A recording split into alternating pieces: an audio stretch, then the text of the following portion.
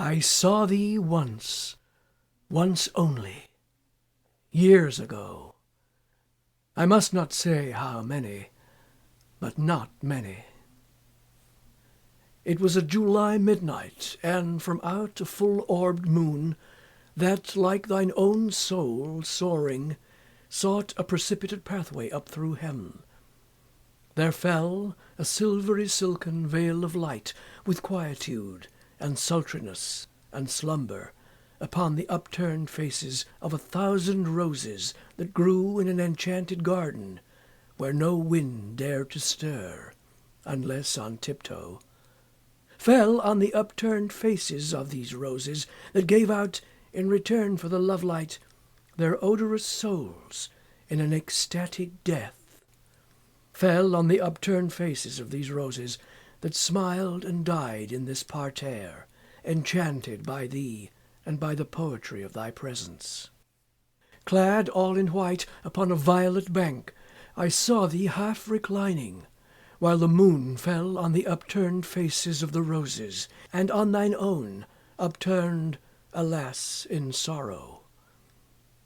Was it not fate that, on this July midnight, was it not fate, whose name is also sorrow, that bade me pause before that garden gate to breathe the incense of those slumbering roses?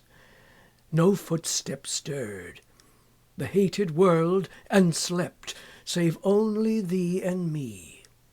O heaven, O God, how my heart beats in coupling those two words, save only thee and me. I paused, I looked, and in an instant all things disappeared. Ah, bear in mind, this garden was enchanted. The pearly lustre of the moon went out, the mossy banks and the meandering paths, the happy flowers and the repining trees were seen no more. The very roses' odours died in the arms of the adoring airs.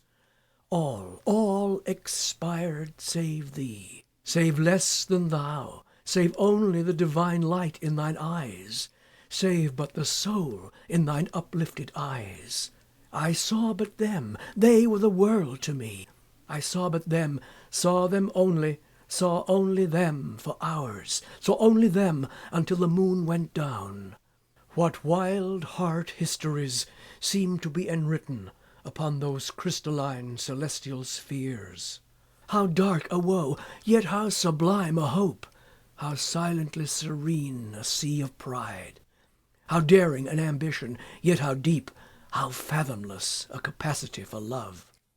But now at length dear Diane sank from sight into a western couch of thundercloud, and thou, a ghost, amid the entombing trees, didst glide away. Only thine eyes remained. They would not go, they never yet have gone. Lighting my lonely pathway home that night, they have not left me, as my hopes have, since. They follow me, they lead me through the years. They are my ministers, yet I their slave.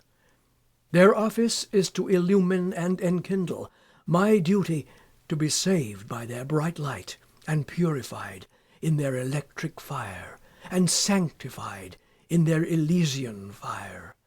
They fill my soul with beauty, which is hope, and are far up in heaven, the stars I kneel to in the sad, silent watches of my night, while even in the meridian glare of day I see them still, two sweetly scintillant Venuses, unextinguished by the sun.